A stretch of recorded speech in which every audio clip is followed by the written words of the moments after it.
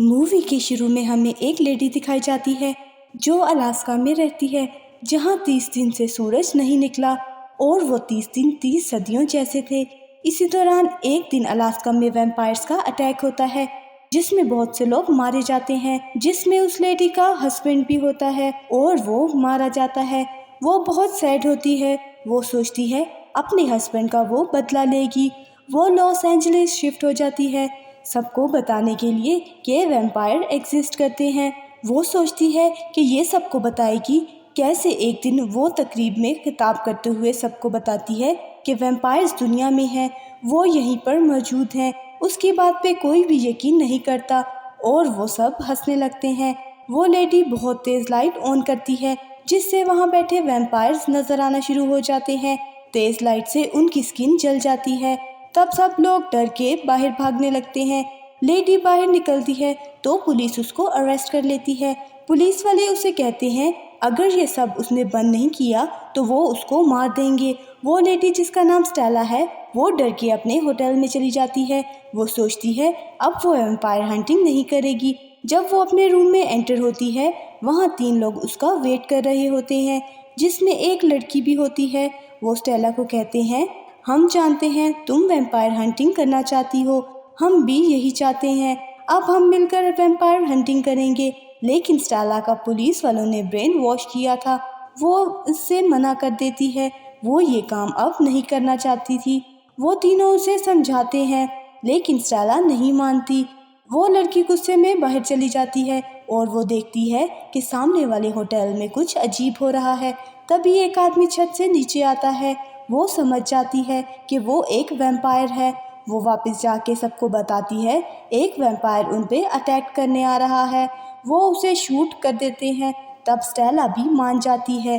वो सब लोग एक लाइब्रेरी जाते हैं जहां उन्हें एक आदमी नजर आता है। स्टेला को उस पे शक होता है कि ये भी एक वैम्पायर है क्योंकि उसकी आइस ब्लैक हो रही थी। वो गन निकाल के उसे शूट करने लगती है तो उसके साथी उसे बताते हैं ये भी वैम्पायर है लेकिन ये अपने माइंड को कंट्रोल कर सकता है। ये भी हमारे साथ है क्योंकि इसकी फैमिली को भी वैम्पायर्स ने अटैक करके मार दिया था। ये भी उनसे बदला लेना चाहता है। तब वो आदमी कहता है कि हमें देखना होगा ये सब वैम्पायर्स कहाँ से लाते हैं। तो वो कहता है इनकी एक रानी है जो खून पीकर जवान रहती है। अगर हम उस वैम्पायर्स की रानी को मार दें तो वो सब वैम्पायर्स की पावर ख़त्म हो सकती है क्योंकि उनको ऑर्डर देने वाला कोई नहीं होगा। वो लोग सोचने लग जाते हैं कैसे उस रानी को मारा जाए। खौफनाक प्लान सुनकर स्टेला मना कर देती है।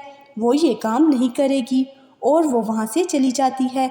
उसका साथी उसे मनाने जाता है हमें ये करना होगा, मेरी बेटी को भी वैम्पायर्स ने मारा था। वो इमोशनल होकर स्टेला को मना लेता है। दूसरी तरफ वो पुलिस जो कि है तो इंसान ही पर वो वैम्पायर के जासूस है। वो इस रानी को बताता है कि उसने स्टेला को डरा दिया था। वो अब तक तो सिटी छोड़ चुकी होगी लेकिन रानी कहती है वो यही है, उसे स्टेला की स्मेल आ रही है। रानी का गार्ड उसे जोर से मारता है कि तुमने वैम्पायर से झूठ बोला है। दूसरी तरफ वैम्पायर्स हंटर सोच रहे होते हैं कि फैक्ट्री के अंदर कैसे जाया जाए। वो फैक्ट्री का डोर तोड़कर अंदर जाते हैं जहां बहुत सारे वैम्पायर्स उन पर हमला कर देते हैं। बाकी सब अपनी जान किसी तरह बचा लेते हैं लेकिन उनका एक दोस्त वैम्पायर के हाथ लग जाता है और वैम्पायर उसे काट लेता है। वो वैम्पायर को मार के अपने दोस्त को बाहर ले जाते हैं पर उन्हें पता है कि उनका दोस्त भी अब वैम्पायर बन जाएगा। स्टेला कहती है हमें इसे मारना होगा वरना हम भी ऐसे मारे जाएंगे। लेकिन एक साथी उनसे एग्री नहीं करता, उसकी हिम्मत नहीं होती। तब स्टेला एक पत्थर से उसे मार देती है और वो सैड होकर वहाँ से चले जाते हैं। तब ये दूर नॉक होता है। वो लड़का बाहर देखता है तो वो लाइब्रेरियन होता है। वो उन्हें बताता है मेरे साथ कुछ लोग हैं जो हमारी मदद करेंगे। वो सब लोग वैम्पायर्स को ढूंढने निकलते हैं तो उन पर एक वैम्पायर अटैक कर देता है। उस पे वो लोग शूट करते हैं लेकिन उसे मारते नहीं हैं। उसे किडनैप कर कर ले आते हैं और उसे टॉर्चर करके पूछते हैं कि उनकी रानी किधर है। क्योंकि उसकी स्किन जल रही होती है तो वो बताता है कि मुझे रानी का नहीं पता पर जैसा अटैक अलास्का पे हुआ था वैसा दोबारा यहाँ होगा और तुम सब भी मारे जाओगे। तब वो लाइब्रेरियन कहता है कि हम इसे छोड़ देते हैं और हम इसका पीछा करते हैं। वो वैम्पायर जख्मी होता है और आहिस्ता आहिस्ता वो वहाँ चला जाता है जहाँ बाकी सब वैम्पायर्स प्लानिंग कर रहे होते हैं। वो स्टेला की टीम वहाँ पर अंदर आ जाती है तो वो देखती है वहाँ एक कपल को किडनैप करके रखा हुआ है। सब वैम्पायर्स उन पे अटैक कर देते हैं क्योंकि हल्की हल्की सुबह हो रही थी। तो वैम्पायर हंटर ऊपर रूफ में होल कर देते हैं जिसकी रोशनी अंदर आती है और वैम्पायर जलकर मरने लगते हैं। तभी स्टेला एक बॉम्ब से बहुत बड़ा होल कर देती है और ज्यादा रोशनी अंदर आती है तो सब वैम्पायर मरने लगते हैं।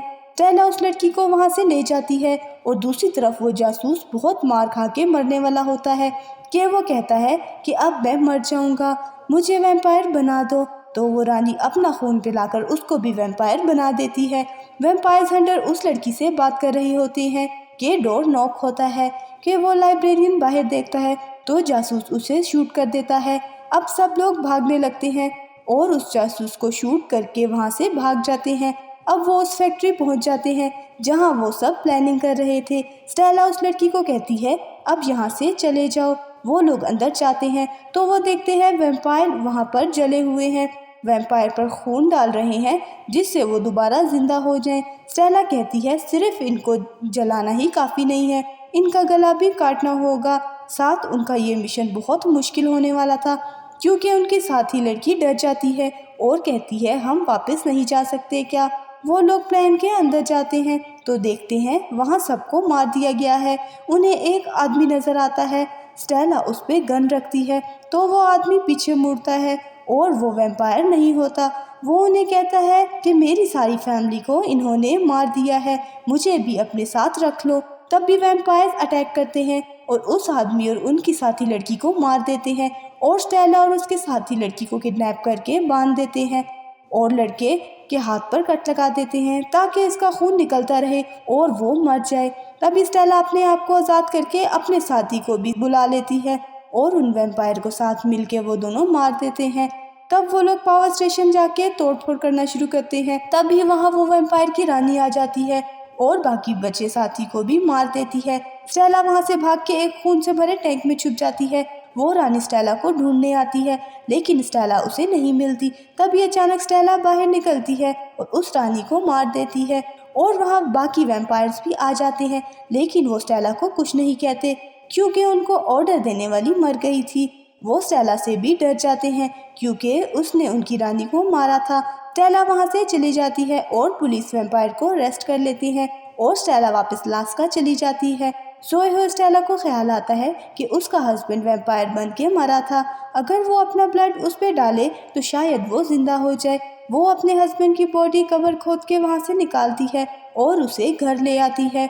वो उसके हस्बैंड की बॉडी बुरी तरह जल चुकी थी। वो अपनी बॉडी में कट लगाकर ब्लड डालती है। ब्लड काफ़ी निकल जाने की वजह से वो बेहोश हो जाती है। जब उसे होश आता है तो उसका हस्बैंड सही सलामत उसके सामने होता है क्योंकि उसका हस्बैंड अब वैम्पायर बन गया था तो उसे ब्लड की तलब होती है और वो स्टेला का खून पी लेता है। अब स्टेला भी वैम्पायर बन जाती है। इसी के साथ यहाँ पे मूवी का एंड हो जाता है। Thank you for watching. Movie अच्छी लगी हो तो लाइक, शेयर और चैनल को सब्सक्राइब ज़रूर कीजिएगा।